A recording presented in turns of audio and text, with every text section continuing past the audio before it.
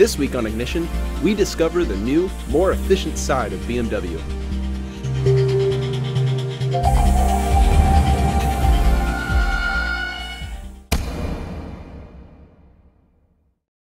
Welcome to the BMW 528i. This is the newest large luxury sedan from the automaker, and it represents their latest push for fuel efficiency. Where there once was a naturally aspirated straight 6, now there's a turbocharged 2-liter inline 4. It's connected to an automatic 8-speed transmission. The power steering is now electric instead of hydraulic, so it doesn't get the same parasitic losses. There's a setting called Eco Pro, which dulls throttle response and limits the intervention of climate controls. It also gives you a display on the dash to help you drive in a more efficient manner. When I come to a stop, the engine will actually turn off to save fuel. That's all well and good, but this newfound focus on fuel economy has me wondering, has BMW lost it?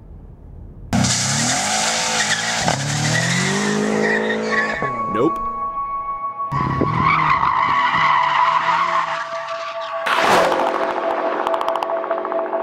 The M5, in many ways, is twice the car the 528 is. It has twice the number of cylinders. It has twice the number of turbochargers. It displaces twice as much. It also costs nearly twice as much, nearly $100,000 for this car. And what do you get for that? Well, if you guess double the power, you're right. This thing makes 560 horsepower and 500 pound-feet of torque. It also benefits from the latest Go Fast parts from BMW's Go Fast division, from 20-inch wheels with brake rotors, by the way, sized 15.7 inches front, 15.6 inches rear. Then you have suspension comprised primarily of forged aluminum. The rear suspension, by the way, bolted right to the unibody without bushings. This is the fastest and most technologically advanced BMW on the market right now.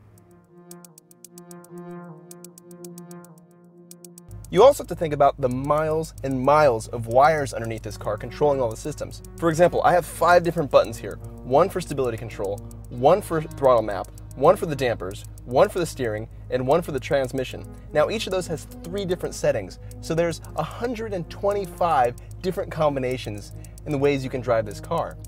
You gotta wonder, all the time programming that, how do they even have time to build the car?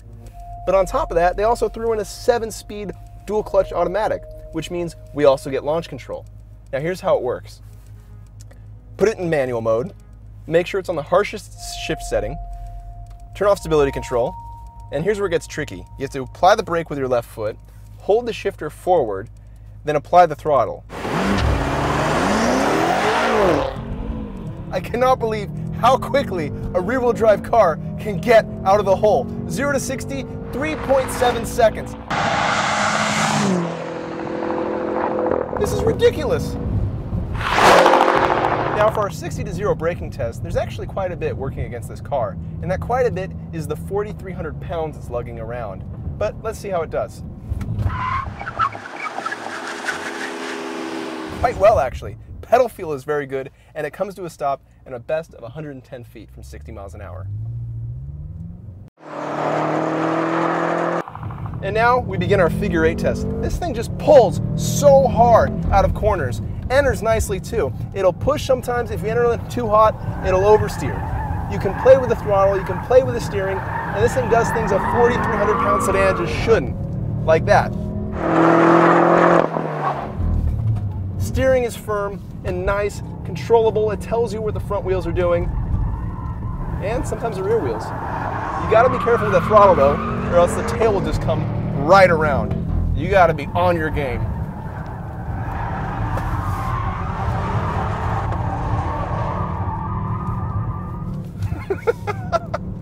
This car's too much fun. So the M5 performs very well on the test track, but the most important part about the M5 is its duality. Can it perform as well on the street?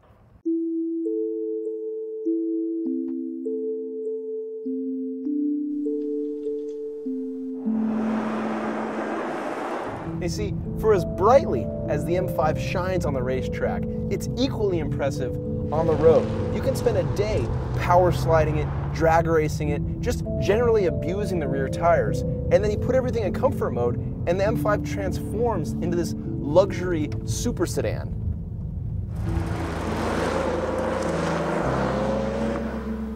Not only do I have dual zone climate control, I can adjust the level of its intensity. I have TV screens in the seat backs for when the kids get bored on the 8-hour road trip. I have night vision. I have lane departure warnings. I have active cruise control. This car, like the 528, also has stop start, which I'll add is fully defeatable. So with all that technology, I can't help but think about what the M5 used to be. It started as an exciting, thinly disguised race car, and while it changed as it aged, it always had a high-revving, naturally aspirated motor. Speaking of the engine, now we reach the big point of contention with the M5. See, this is the first M5 with turbochargers, and empirically it's hard to make an argument against this engine. In terms of fuel efficiency and power delivery, this engine does things that a naturally aspirated engine simply can't. But a naturally aspirated engine can rev and it can sing, and as good as this twin-turbo V8 is, I still long for the days of the high-revving, raspy race motors that used to be in these cars. Similarly, I have a tough time making a complaint against this engine. For one thing, it's really good. Secondly, it's just a product of an ever-changing landscape where we have to take environmental concerns into account. And thinking of that, it's almost a wonder that this car exists. I mean, think about it. A board of people had to sign off on a rear-wheel drive sedan that weighs 4,300 pounds, that makes 560 horsepower, and that has a twin-turbo V8. And then, after agreeing on it, they had to build the thing. And while building it, they put in all the luxury, fuel-saving, and performance technology they could throw at it. And on top of all that, the car works, and it works brilliantly. You know, this is a very different car than what the M5 used to be. It's excellent, but in a very different way. You see, when you buy an M5, you're actually getting two cars. One is a very comfortable, very luxurious 5 Series that happens to have a little bit worse fuel economy. And the other is this completely insane supercar that happens to have 4 doors and 5 seats. This is the kind of car you can take to the office and never feel the edge of its performance capabilities. But similarly, you can take it to a racetrack and there it'll do things that a car of its size and its weight shouldn't be able to do.